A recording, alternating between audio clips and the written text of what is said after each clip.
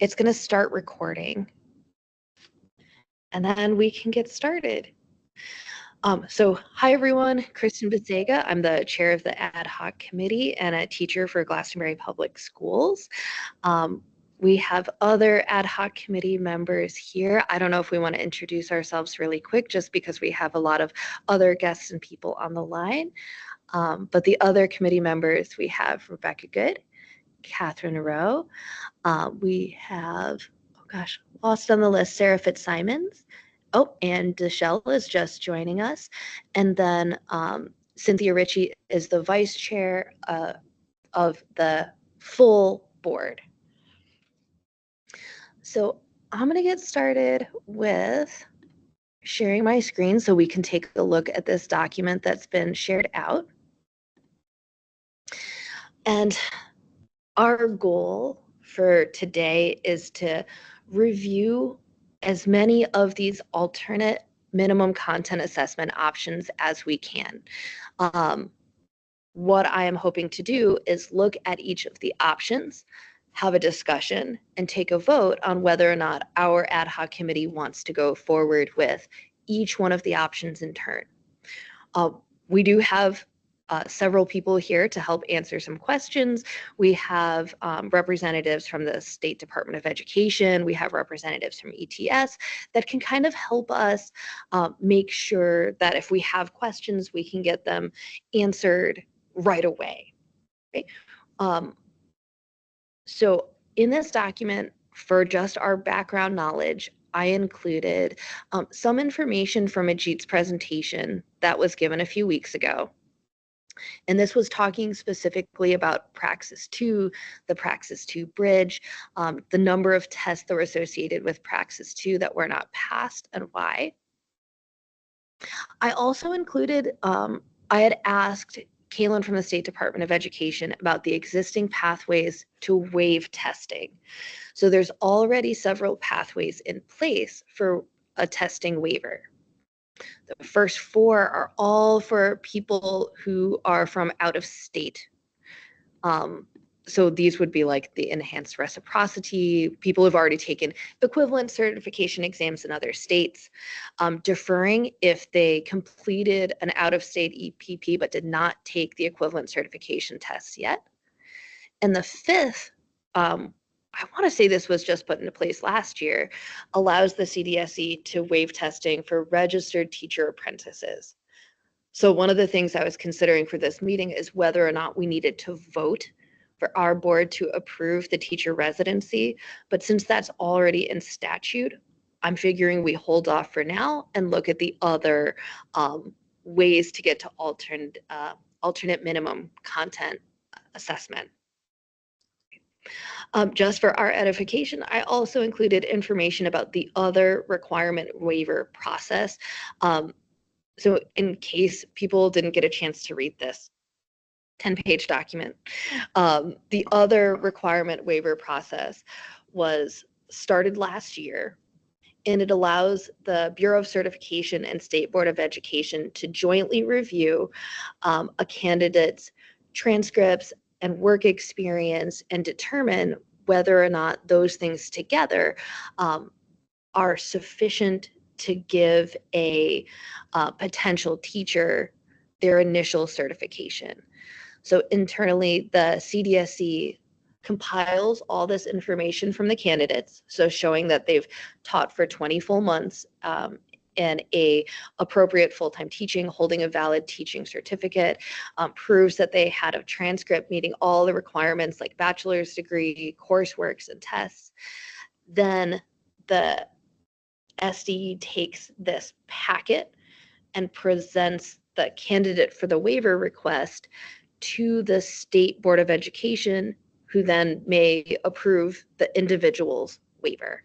And then it's suggested in the meantime that the teacher is under a DSAP while they're doing that 20 months, 2 years.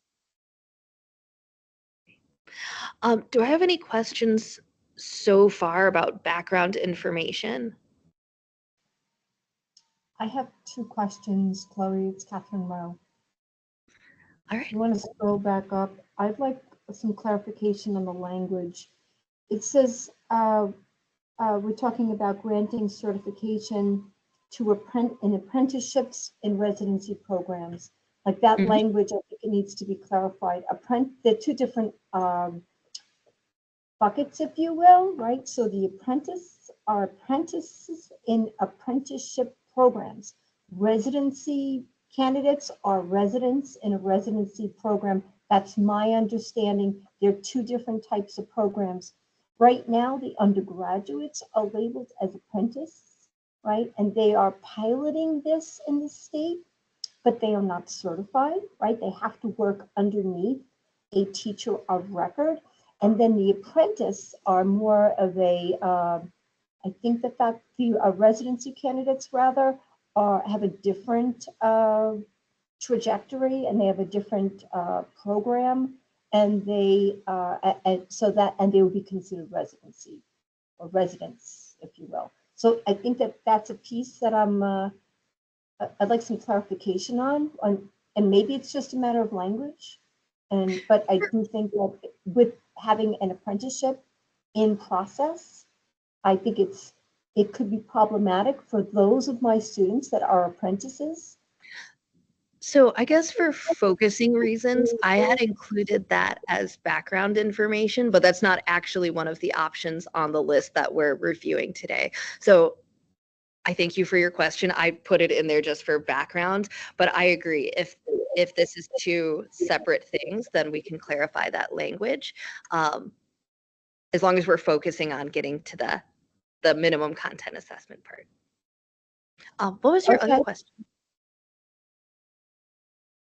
I'm sorry. So maybe it's not relevant in the same context. So let's move on and I'll circle back. Thanks. Yes. Yeah, because I didn't know if we needed to vote on something that's already in place. Let's see, we have Anne Deschelle with a hand raised. Yeah, I just, I thought I might clarify for Catherine. It says registered teacher apprentices. The registered apprentices, my understanding is that's a very unique situation that is the Department of Labor money and all that, and there aren't that many of those as opposed to just regular apprentices or residents. I do think it's relevant to the conversation, but I understand what Kristen is saying that for now. But just to clarify that, the registered identifier means only this newer program that's in connection with the Department of Labor. Right, Which, and we are involved in that pilot, yeah, and I just, so we and I didn't know use this. Yeah. Yeah, so then Chloe's got this, could put this, thank you though, Anne, I always appreciate you. I just think it's something to put on the shelf because there's no conversation that I've had, and I just had a long one on Friday, about waiving testing for Right. any of my apprentices. So I agree. it's something that we do need to unpack because, you know, fall 25, we will be facing this language, and I've never seen this before. So, Yeah. And I'll get back to my other question. Okay, I agree. All right, Rebecca. Yes, I just wanted to make sure that within the documentation, we are focusing on every kind of aspiring teacher that has completed a educator preparation program is going to be taking the praxis, and we are just speaking about a waiver in relation to candidates who did not pass the test the first time, did not pass their praxis test or their foundations of reading test or whatever their test is, or initial testing, and if they can have the waiver after that so that they don't have to take it again. Is that we're talking about the waiver for that point, or are you speaking of a waiver for even the initial, like you never even touched the praxis too? Right, so I'd have to open up this whole language to look at it more closely. So with this registered teacher apprentice program, right? It says they will issue the initial educator certificate, and I had asked it under pathways to waive testing. So only the teacher residency program pathway is the one that's being discussed.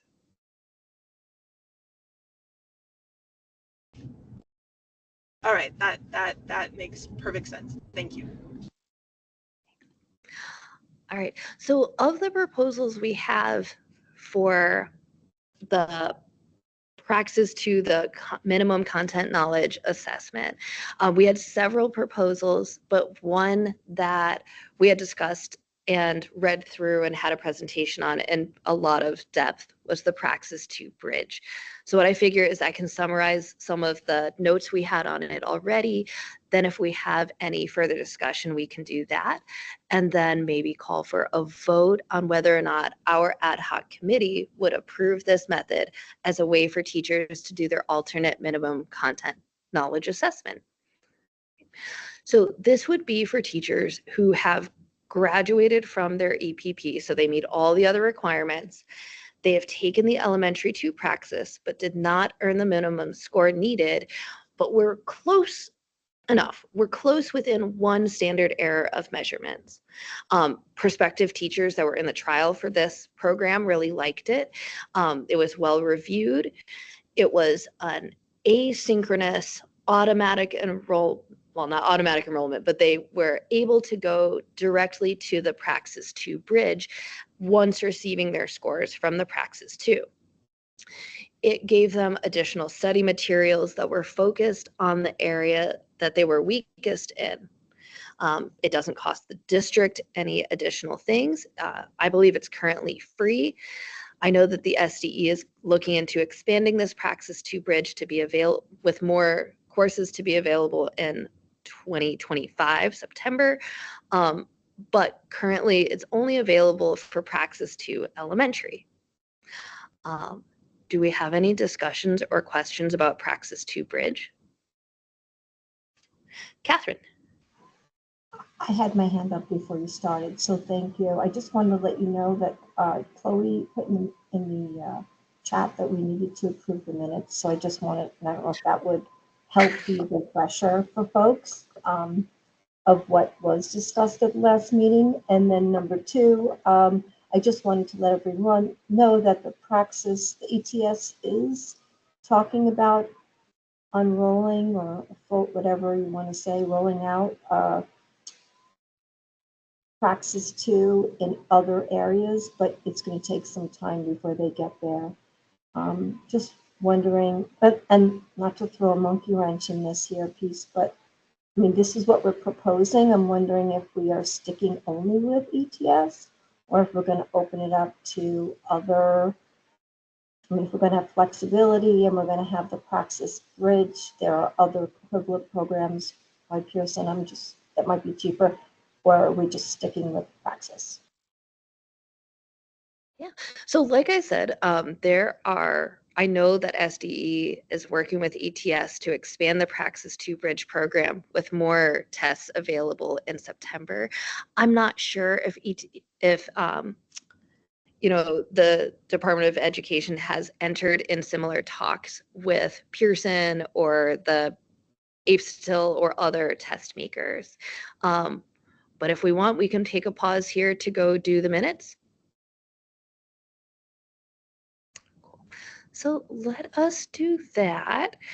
So I think, Chloe, in the email that was sent out, I'm going to stop sharing my screen so we don't go through my whole email. Does everyone have the minutes shared with them? They don't. Okay. I'll send that. I'm sorry. Well, how about we'll circle back to the minutes in Yeah. a little bit. All right, we had a hand from Cynthia. Hi, yes, good afternoon, everyone. I was just curious if we could maybe pop up on the screen what the Praxis 2 Bridge program may look like. Like, what does the teacher on the other end receive? Are we able to view a website or anything with resources about what that looks like? Sure. So we have Malik McKinley here from ETS. I don't know if he would be able to speak more to what that module looks like. That's a good idea. Yes, just you can just pause just for a moment and I'll pull up a couple slides as you're talking. Sure. And just real quickly, Kristen, I think there were questions about the additional tests that would be available in the Praxis Bridge solution here. So just sharing that we have added Praxis Core, and I know that's not a requirement in Connecticut, but Praxis Core, which is reading, writing, and mathematics. But within this next 6 to 9 months, so rolling out in the fall and winter of 2025, we'll also have teaching reading elementary, which is our elementary reading exam, our principles of learning and teaching exams, K through 6, 7 through 12, English language arts at the secondary level, special education foundations, which is K through 12, mathematics secondary, social studies secondary, ESOL, early childhood, middle school tests, including math, English language arts, and science, as well as the para educator exam, which is currently being revised and will be released this fall. And we're also working on refreshing the content and design of the elementary education series overall. So when that test is released, that will also be a part of this Praxis Bridge. And then there will be tests that are released in Praxis Bridge solutions that will be released in 2026 as well. Our overall goal is to make sure that although we want every test to have this option, we have 90 plus tests in the battery of Praxis right now. So it's going to take a little while to get to all 90, but the goal is to cover as many high volume exams as possible so that we're reaching as many candidates as possible. So I believe there'll be a good amount of coverage for Connecticut teacher candidates within these next several months here. Thank you. That's super helpful because I know that had been a question that had come up before where they were like, well, which tests are they going to be in it? So I was able to take notes on most of them. I may follow up with an email and just get the whole list later. But are you able to share your screen? Yeah, I'm just trying to find the right couple slides for you in just a moment. Kristen, while he's looking for the slides, may I interject? Of course. I honestly, I think I'm at a point where I'd want to make a motion that I feel that the Praxis Bridge, we need to have multiple ways to demonstrate content knowledge for candidates who do not pass the Praxis or their entry exam. I believe that the Praxis Bridge is one of those multiple ways. And I think we can vote on that and then go to the next the next method that's on the list. We need multiple different ways. And so I don't think that we are going to say, no, we don't want this as one of the options for students who do not pass the first time. Sure. So my motion would be, I'd like to make a motion to bring the the Praxis Bridge as one of the methods for meeting minimum content knowledge upon for students for candidates who do not pass the first time. Do we have a second? Anne Deschelle, I see her hand. So Anne seconds. Great. Chloe, did you have a copy of the motion? Or were you able to write that down? I think I've got, the motion is to bring the Praxis Bridge as one method for meeting minimum content standards for those who do not pass Praxis. Rebecca, does that sound good? It sounds decent. I'll write it up something a little nicer for you. Okay. Yeah, but Yes, that's one of the methods that I want to bring to the larger board. All right, so we have a motion and a second. I see 2 hands for discussion. Anne? Yeah, I agree with Rebecca. This is sort of a no-brainer from a psychometric point of view because it's based on that you have this option if you're 1 SEM away from having passed, which means that it very much could be the test and not you. And so this just simply accommodates for the inaccuracies of a test result. And so I just feel like it's almost a given that this is an easy one to say yes to because of that, because of the psychometric aspect, the nature of it, that the 1 SEM means the test very well, if you sat for it again, you know, you could possibly, it's the inaccuracy of the test itself. So we're making accommodations for that. And the secondary piece is that it's very focused on the areas in which you did not do well, which I think is more in line pedagogically with what we would want to do anyway for a candidate to look at that. So I think this is almost like a no-brainer. All right, Sarah? I was just wondering if we need this proposal at all, should the language include one of several options rather than just saying one? I think that's implied, but I also would want to be explicit.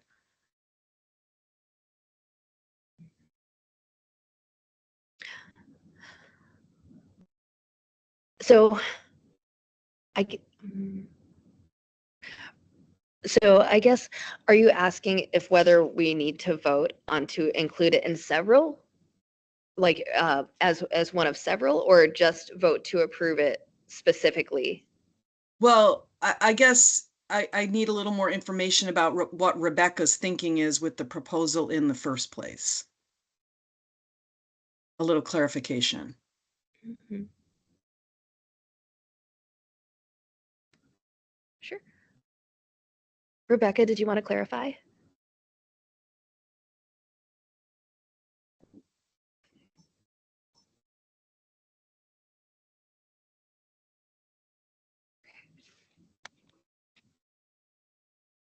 Okay, so maybe she's We can ready. wait till we get the Rebecca, you're on language.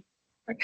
So what I'm thinking is each one of the proposals, I would want to either vote and move forward on, or get more feedback and come back and edit. That way, let's say, you know, the rest of our ad hoc committees from now to July go poorly and we only manage to get one thing on the list. I want to at least get one method of alternate minimum content knowledge approved by our ad hoc committee so that we can bring it to the larger board, because we did suggest that we would have at least one other method in place by July. So I want to keep that deadline in mind. Would it make sense, Sarah, would it make sense to have the motion be more specific, saying we're approving this one method for now and we could improve more methods in the future? Yeah, now that you've said it that way, that makes sense to me, that we would vote on each option separately and over time. That makes sense. Yeah. Rebecca, since this would potentially modify the motion that you made, I don't know if you want to speak to voting on each individual piece separately.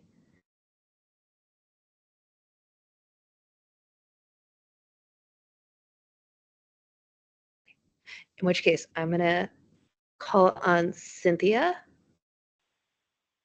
I apologize. I lost connection, and so I was not able to And I hear know it. you're driving also, so stay safe. Yes. In which case, Rebecca, you have the floor.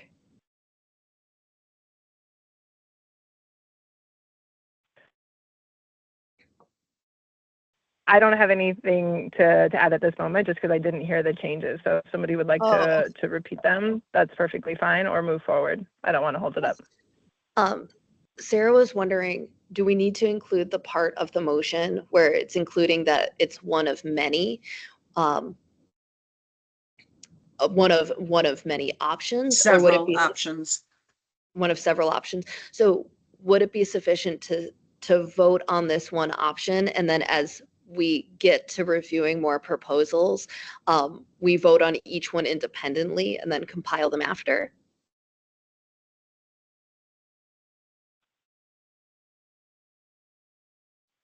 Yes, that would be fine.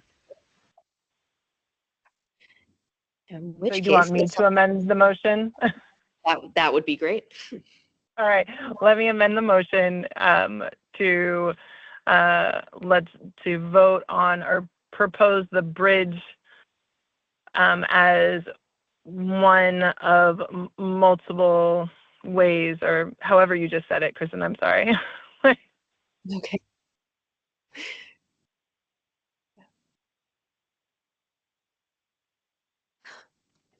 So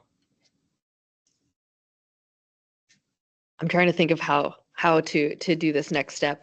So the amendment would be to approve this one method, the Praxis 2 bridge. And as more proposals get verified or get through this ad hoc committee, we'd be presenting them together. If that's amenable, then we can move forward with any more discussions.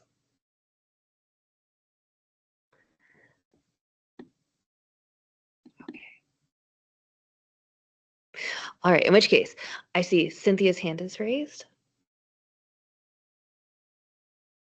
My topic is a little different, so I don't know if you want to move forward with closing this section out. Let's do that. Do we have any further discussion on the Praxis 2 bridge as an option for one of the ways that our students could show alternate minimum content knowledge assessment?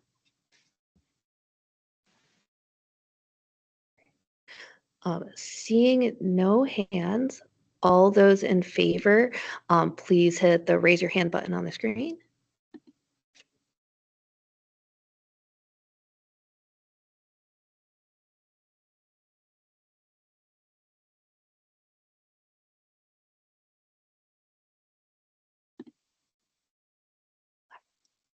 So we have 6. All right, if everyone could lower your hand. All those opposed, please raise your hand. Just takes a little extra time on a screen because you have to manually lower your hands and then manually raise them again. All right. Great. That motion carries. Thank you, everyone. And I know, Rebecca, I can see that you're like typing in the chat. Yes. Great. So yes, I see the language. So it's approve the Praxis 2 bridge as one of the options to satisfy minimum content knowledge in the event student does not pass the first time. Great. So in the chat, Catherine had the question, Malik, is the bridge free to candidates? That might be a question for Lauren long term, but it is free. And a part of that came out of the work that the Department of Education did with us last year. Connecticut was the first state that kind of partnered with us on this development. So there were conversations about how to make that work in the state. Lauren, do you have anything else to add there?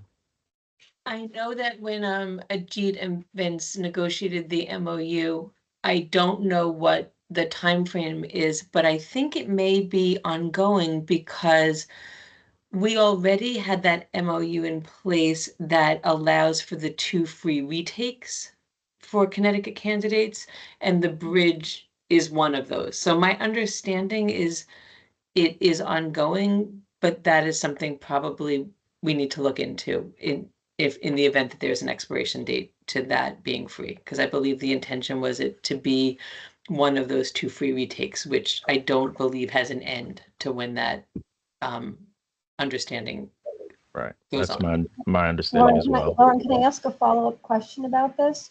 So Sure. if the MOU allowed for 2 free retakes and the bridge now is one of them, does that mean if the student scores within 6 points of the cut score that they would be able to? So that would mean, I'm just saying for the purpose. It's not 6 points, it's within 1 SEM. The language Right, of but is, that's for the bridge, right? no, But that's before for all that- of it. The free Okay, so retake is it was always 1 SEM.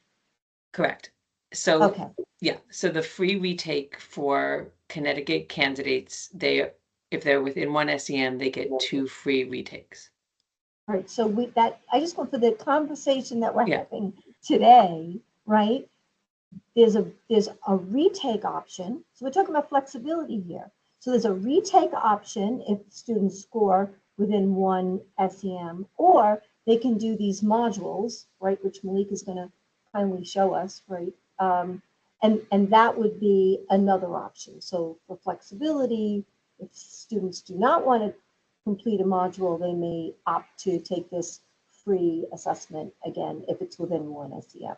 Thanks for the clarification, Lauren. I appreciate it. And I would just say, I think it's worth noting that 2 free retake for within 1 SEM is also true for the Pearson assessment. So I know in this conversation, when you're talking about content, we're using the word praxis interchangeably, but I think it's important, just as a reminder, it's not the only one.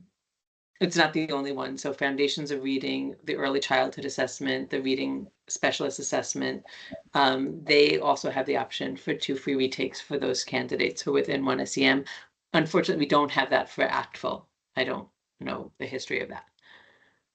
Thank you. We had a question from Rebecca in the chat. What is the percentage of candidate pass rates, the minimum content exams on the first try?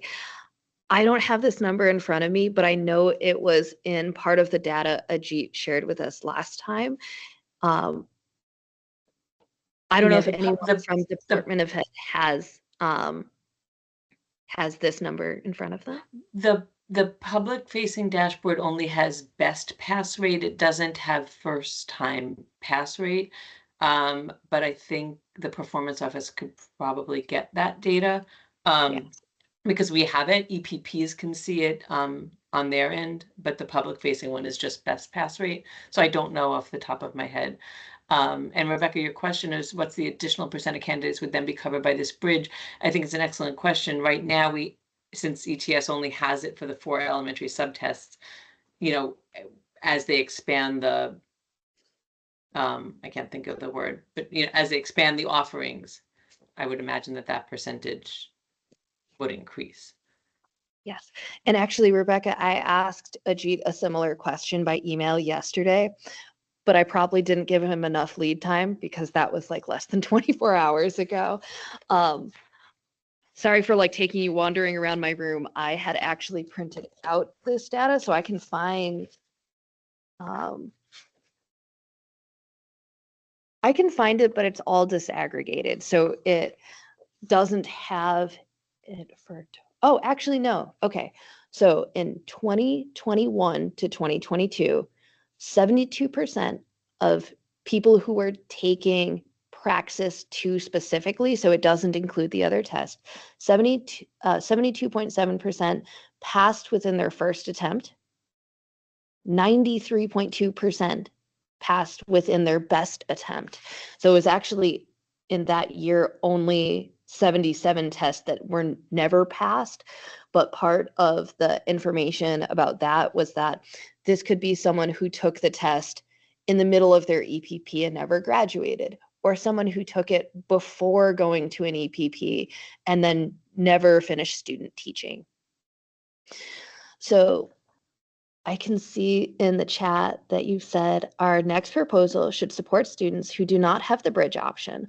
What can they do to meet the minimum content knowledge? So I think at this time, we can start to look at some of the other proposals. I'm really excited and enthusiastic that the Praxis 2 bridge is being expanded to cover all these other subjects, because that means that there's going to be, presumably of the 77 tests that were not passed, this could cover many of them. But it doesn't cover everybody. So I'm going to switch back to sharing my screen and we can look at some of the other proposals.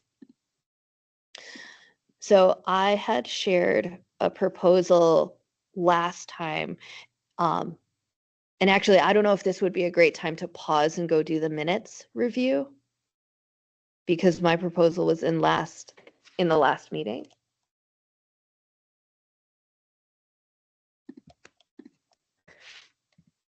Do we have the minutes shared with us at this point?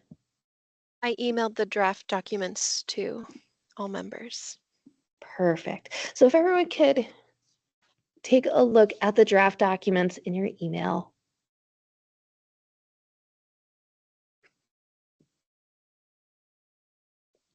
And it's actually for both March 4th and 18th, because Chloe, we did not vote to approve them on March 18th, right?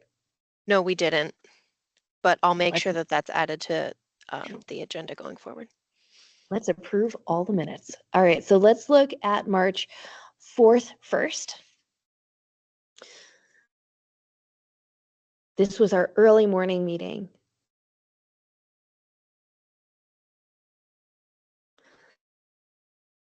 In this meeting, we talked about the legislative proposal A, which was the one that left it to the authority of the certification board to propose alternative minimum content knowledge assessments.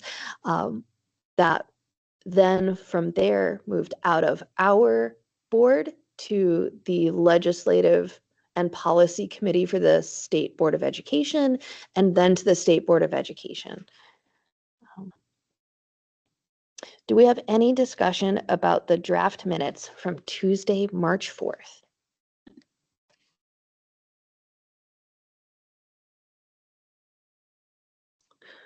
All right, seeing none, we can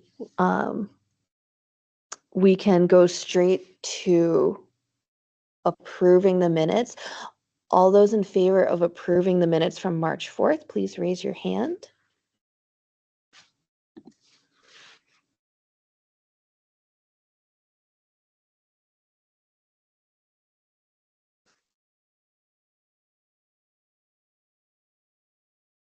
All right, and lower your hands.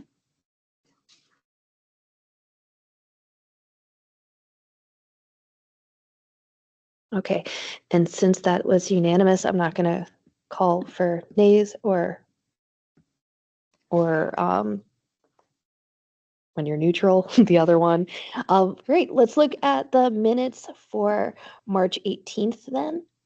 So someone was asking, like, as a review of what we did March 18th, because not everyone was available.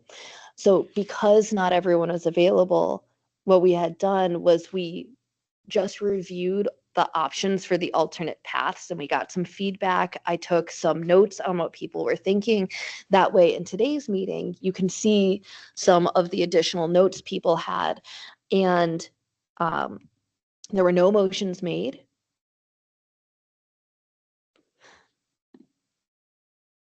All right. Do we have any discussion on the March 18th minutes for our ad hoc committee? Anne. I'm sorry, I just had a question. If we didn't have a quorum, do we even have minutes that are approved? I don't know. I'm asking the question because it wasn't really a quorum. I think by the end of the meeting, we had a quorum. It was that we started with 3 and had discussions. And then later, when you came on, it became 4, which with an ad hoc committee of 6, like it. Okay. Kind of funny. I don't know. Yeah, I don't know. I'm not sure. I don't know if anyone knows. I'm sure there's someone who's like a Robert's Rules of Order expert out there. Cynthia. Kind of along that line too, if we didn't attend, I think we have to abstain from voting, correct? I am not sure.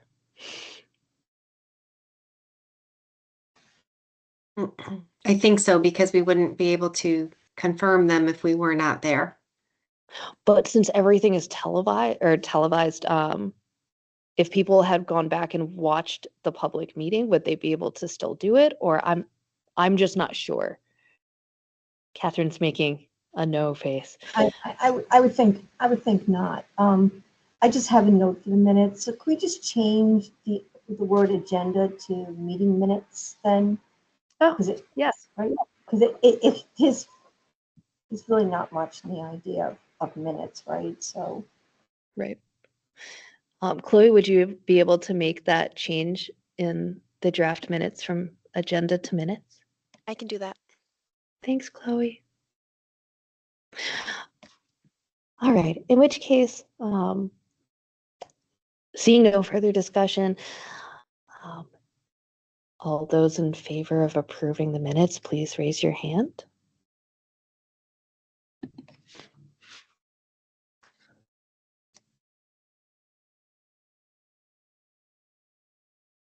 Okay, and if you could put down your hand.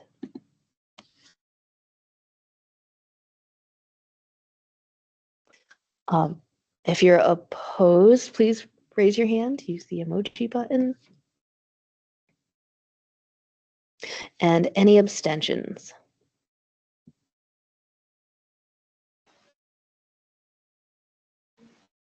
Okay, So just for counting, sorry, my hand was still up from when I spoke.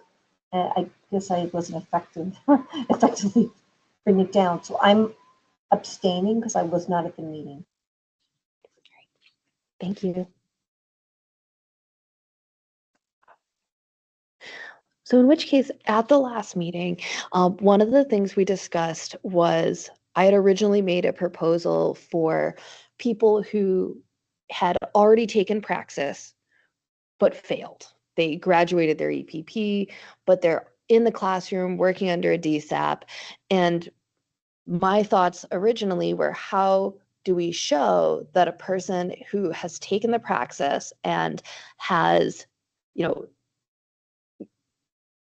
classroom experience, how can we show that that person has attained minimum content knowledge? And so originally I'd come up with a proposal that included like an observation from the State Department of Education, but that would be really challenging.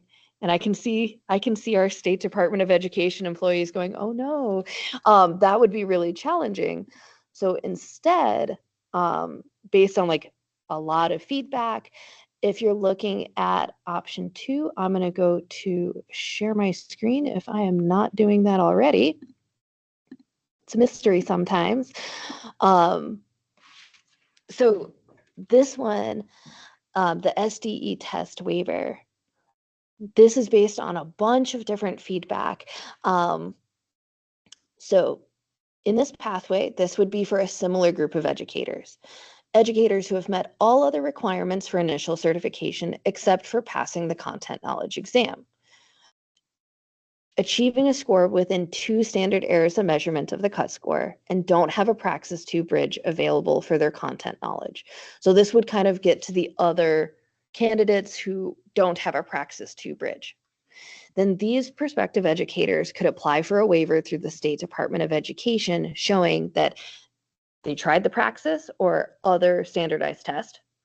They have a score that's close to the cutoff, and the 2 standard errors of measurement would be, saying that we want to have someone who's at least minimum skilled, like they're close to the cut score, they're almost there, that they've graduated from their EPP or completed all their other requirements. But if they're already in the classroom and working and they don't want to take this test over and over, they could get an attestation from their district superintendent to waive taking the assessment again if they were close the first time and showing work experience. Now, what I'm imagining is similar, and I'm going to scroll up, sorry if this makes you dizzy, similar to the other waiver process. The other waiver process allows the Bureau of Certification to kind of collect all the information from potential candidates, showing their transcript, their teaching experience, their test scores, and then having approval, like taking the packet and having approval from the State Board of Ed. So I think the State Board of Ed is not necessarily the group that should be doing certification decisions. I think that really should be our board, the Connecticut Educator Preparation and Certification Board. So I'm picturing a very similar process where, you know, when you apply for your initial educator certificate anyways in the CECS program, you're putting in your EPP, you're putting in your work experience, that by getting the attestation from your superintendent showing that you've worked for 20 full months and they recommend you for certification, or not certification, recommend that they waive the content exam, that this method would kind of be the choice for other educators that don't have a Praxis 2 bridge they can access, that are already working in the classroom. If they have the support from their district superintendent, to have another way that their work experience could make up for that deficiency. We have Rebecca.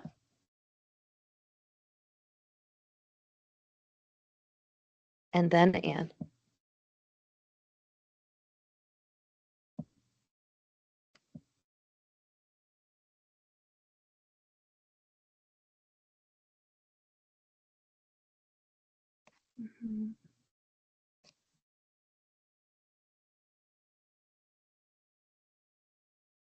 Okay. Rebecca, I'm going to come back to you. Yeah, I'll read your response in the chat in just a sec. Anne. Oh, okay. Oh, Rebecca can, oh, okay.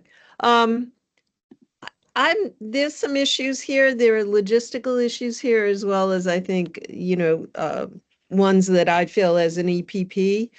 The EPP right now are the ones who are really in the best position to assess content area knowledge. This completely now puts that in the hands of the school districts. I would put out there that I don't think a district superintendent necessarily would have the opportunity to know the content-based knowledge of a teacher.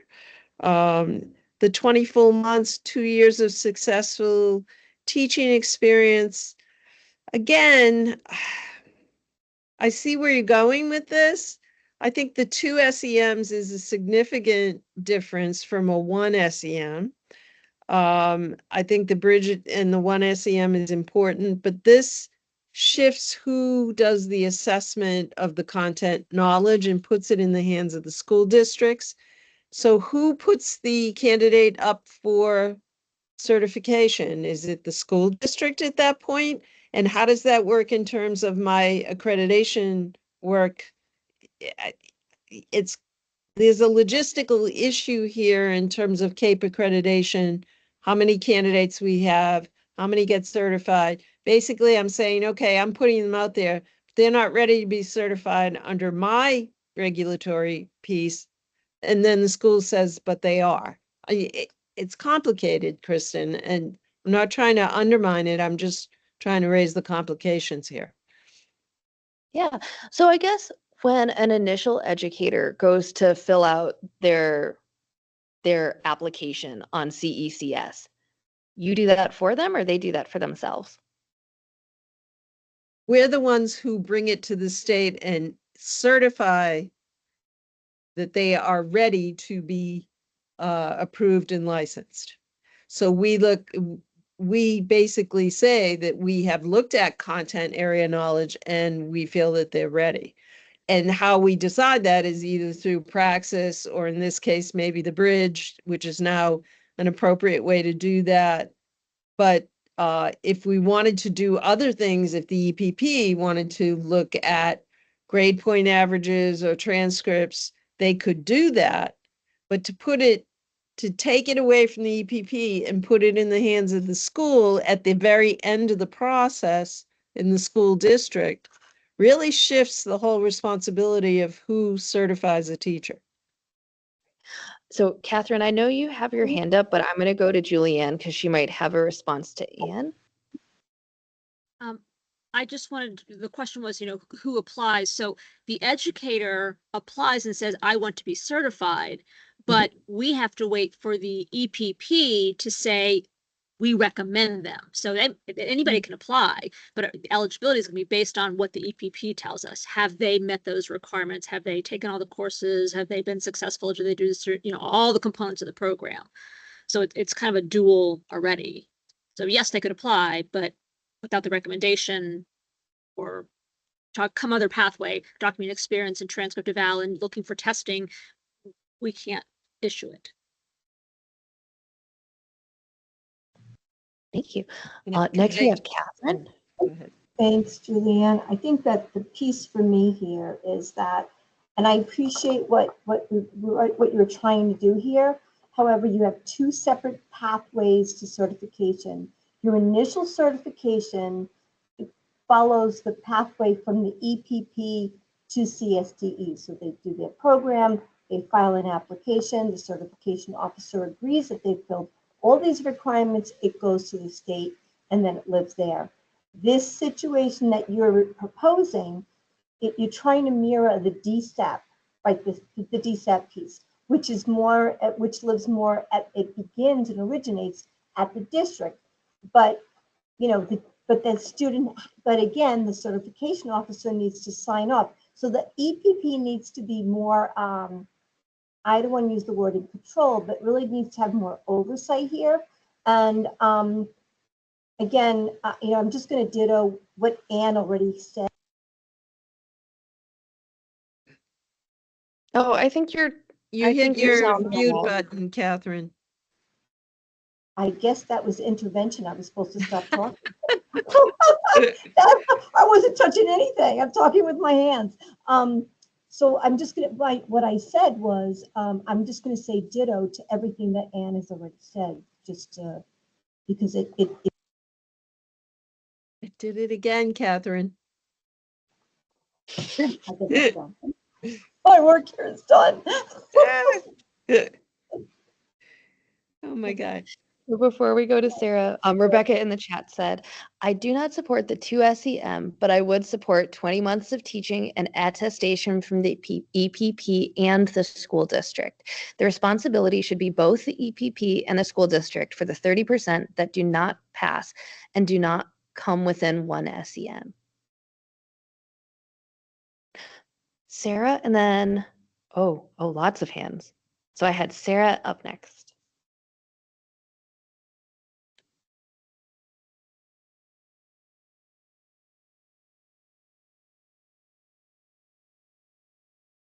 Can't hear.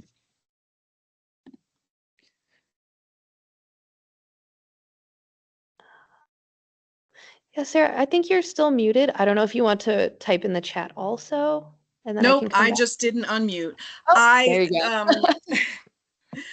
I'm following someone else's lead here, but when I read the proposal, similar to what Rebecca put in the chat, I felt that it reads to me that the second bullet, which begins with a transcript evaluation and ends with completing student teaching and or EPP graduation, that piece really speaks to the role of the EPP and the involvement of the EPP.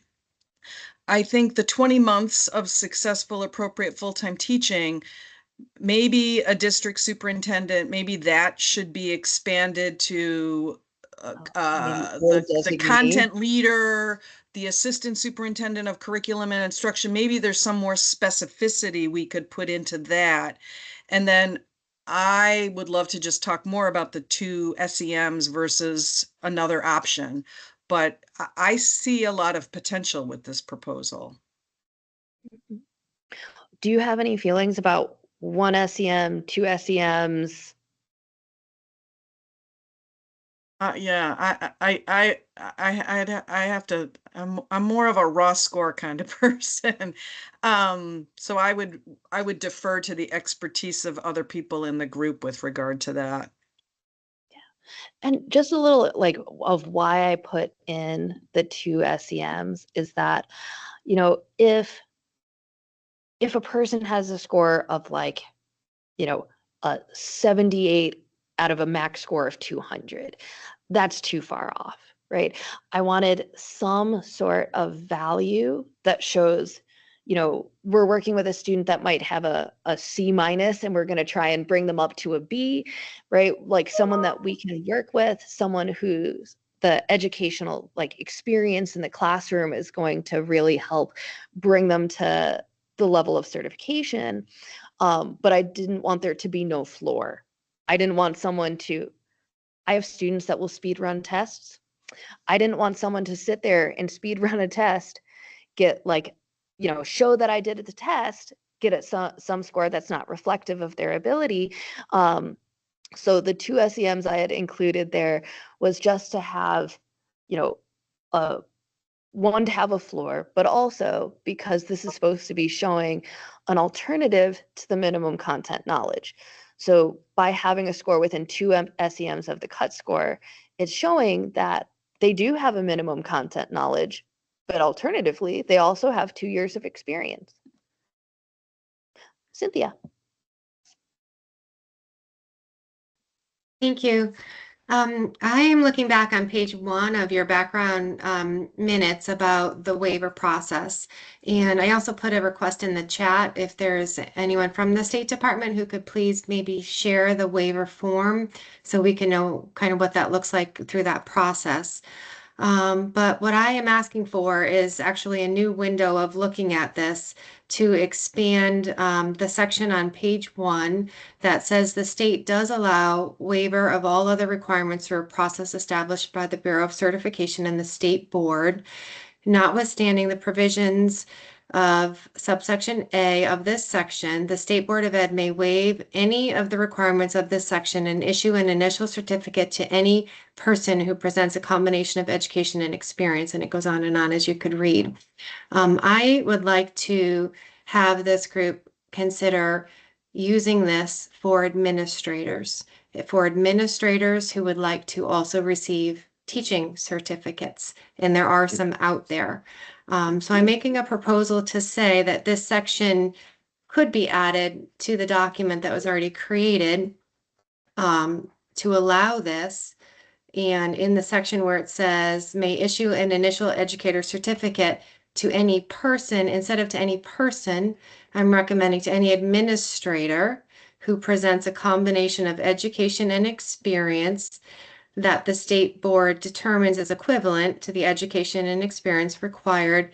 Additionally, the administrator shall have a minimum of 5 years of successful experience supervising and supporting the teacher in this content area. So I'm asking for an addition to this form to be considered. I'm happy to discuss. So you'd like this to be option 6 down here and make it for administrators?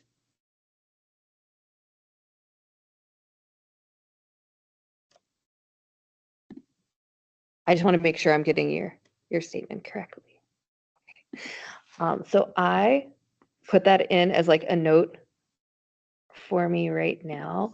So then that would potentially be option 6. I think I'd have to double check. I know that for alternate minimum content knowledge, we've been really focused on like pre-K-12 educators. I'm not entirely sure that it's within our, I don't know if we're doing administrators in this same round, but I will put that in as something we can discuss. But this is for the early education teaching certification, so it does fit. All right. So that would potentially be, that would be number 6. So in the chat we have, oh, sorry, Catherine, I think I saw your hand before I saw Rebecca's comment. So Catherine. You're on mute. Okay, I guess I'm not meant to talk today. I'm just gonna watch my mute button here. I'm unsure what Cynthia is referring to. Are we talking about administrators and we're talking about administrator certification? We're talking about, I'm No. unclear. I'm unclear. Talking about an administrator who is choosing to go back to leveraging a teaching endorsement and through their years of experience supporting teachers in the classroom, curriculum, evaluation, et cetera, team, all of the above, that they should be able to use this provision to earn an additional teaching endorsement without having to go back to square one. Right, so let's just say, it would be the individual who is the administrator going back into the field, correct? Okay, thank you. Thanks for the clarification. I was unclear about it, but I appreciate that, and I agree. So 2 things from the chat. Rebecca says, the SCM window is putting more value on a test that we have data showing it has little bearing on student achievement. If a student totally bombs, I trust the EPP and school leaders' assessment regarding the minimum content knowledge over the Praxis 2. I trust the EPP to determine how they will determine the true content knowledge gaps and fill those gaps, and the school administrator to determine if they want that teacher in the classroom. If the EPP wants to use the SEM, it's up to the EPP. Additionally, Shannon shared, not sure if this applies to what Cynthia is proposing, but in the CGS, the term teacher is defined as any certified professional employee below the rank of superintendent employed by a board of education in a position requiring a certificate. So the term teacher already encompasses administrators with the exception of the 093. So I don't know if that covers your concern, Cynthia. I think what's on the page number 2 here with the waiver puts it all back to 20 full months of teaching experience and doing the praxis. I guess what I'm saying is if you're an administrator who's already been supervising in the content area, evaluating in the content area, doing team in the content area, I don't think you have to do all of these steps. I think there should be a carve out for administrators who have the experience as written in the first section of this page. And I share that because there are a lot of administrators who may retire or people who have left the profession who want to come back, but have had years of experience in that. So I think it already exists actually looking at this. And that's why I ask questions about what is the waiver process, because I haven't seen the form. I don't see examples of who is able to leverage this section 6B. I guess I want to learn more about that, but I'm also advocating for administrators, both current and retired, who would go back to teaching, who I don't think should start over if they have the leadership experience of supporting teaching, because they're already doing the work. Yeah, so my understanding is there's not an actual form for the other waiver. It's that employees from this Bureau of Certification are working with these candidates, and that's why it includes like a the lights. That's why it includes like a transcript review. That's why it includes this sort of information that the Certification Bureau works together with this candidate. They put together a packet, and then the State Board of Ed can waive maybe student teaching. So in the case of an administrator, this might be possible already. I know I had asked Kaylin about this before, but maybe Julianne wants to speak to it now. The Public Act 2441 is specific to using this alternate pathway to certification for issuance of an initial educator certificate. So it's for initial certification. It's not for cross endorsement. It's the language way it's written. Now, again, so maybe that's why she wants to have a different pathway, because this is specifically for initial certification.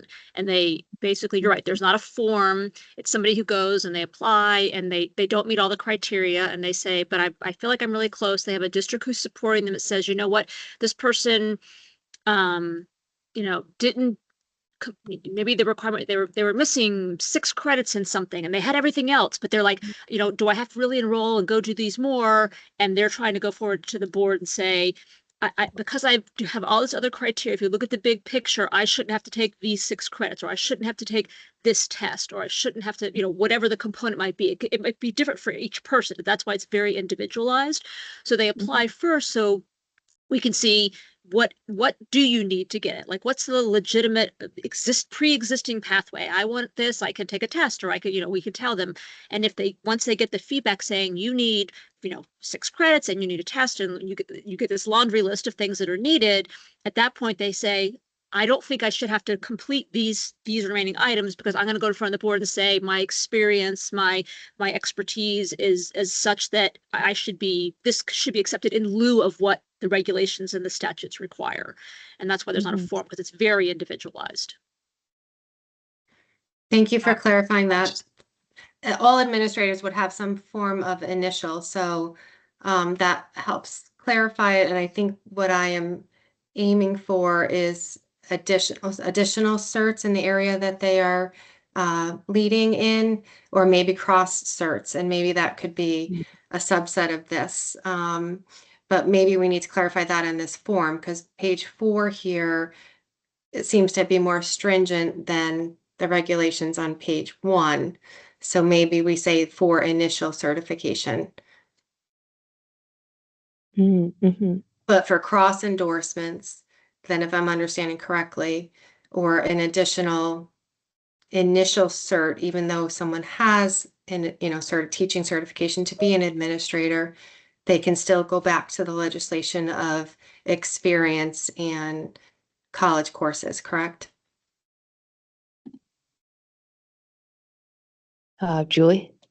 Okay, I didn't know that was opposed to me. No, Yeah, so if this is set up, the public act that's already gone through is somebody who does not hold a certificate in Connecticut. So this is bringing in people who are, they did their program a long time ago and they never passed a test, or whatever the case may be. It's not for cross endorsement. If you want to look for cross endorsement, we already have, most endorsements you can add just by taking a test. There are a few that are like our integrated early childhood special ed, the TESOL, regular special education in general, those, remedial reading, those do require more than just a test. So sounds like it's just for those areas, because most you can just take a test, but there are areas we might say, oh, I need a coursework and a test, and could we potentially, so again, that would be something separate for cross endorsement purposes, but the Public Act refers to initial, like the first time you're getting a certificate at the initial level. Now, I suppose that being that it's initial, if you only had a administrative,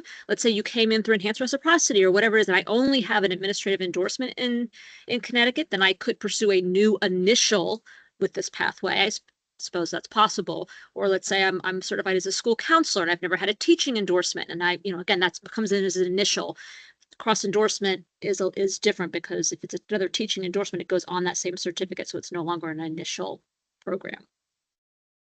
Correct. And also the thought behind it too was that it's, first time issuance of initial certificate. They will then, gain employment in the public school district realistically, and then complete our beginning educator induction program. So there was, support behind it. They were just getting a different pathway to get there, but then the intent was to have support for those educators once they enter the field.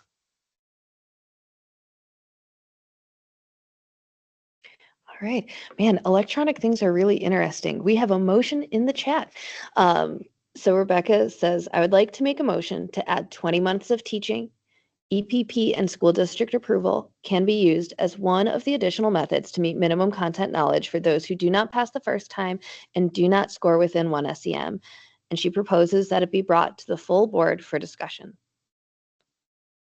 I just want to interrupt. I believe motions have to be made on camera, same as votes. Ah, gotcha. So Rebecca, I don't know if the service will allow this if you're parked or driving me. But we do also only have 1 minute. Internet is not strong enough. We do also only have 1 minute left. So maybe what we'll do is, Rebecca, can I have this be the first item of business on the next time we meet? Would that be all right? Yes. All right. And then we have Catherine. Right, I want to respond to Rebecca's suggestion. There's a problem with 20 months of teaching and the EPP. So are we asking the EPP to stay involved 20 months out? Because without a financial commitment, I don't think the EPP is going to be able to do that, right? And then the other side is, are we asking the student to stay involved in a program at EPP for 20 months? And continue to pay for student teaching fees? Like, I think that the 20-month piece, how does the EPP oversee a 20-month teaching piece? Unless the student, right now, the 20 months has to do with the 2 years or 3 years of a DSAP, right? And that's the correlation. So the student is involved in an EPP program leading to initial certification. So then they can get the DSAP, which means that they can work underneath a DSAP for 3 years, up to 3 years. Which Rebecca brought up, we don't even know if it's going to be 3 years anymore, because we have the old DSAP rules, which we might be sunsetting. So my point is, we have this triangulation of the school district, the EPP, and student teaching. Are we saying, I don't, that needs to be broken up, teased apart. I don't think that's something we can tease apart next time. So Rebecca agrees. All great questions to discuss. All right, but it is 5:16. Is there anything people would like to add before we head out? I'm very happy we got the Praxis 2 bridge voted on, so we have at least one approved alternative minimum content knowledge assessment that we can bring forward. I think at this point, Chloe had suggested we make standing meetings, but I have no idea about people's long-term availability. If we make a standing meeting that's every other Tuesday or I'm not sure what will work, but if we try to make a standing meeting for this ad hoc committee to get more of our work done, do we have any ideas on how we might want to do that? Maybe we can do like a doodle or one of the polls to figure out, the best standing time on a weekly basis or a bi-weekly basis.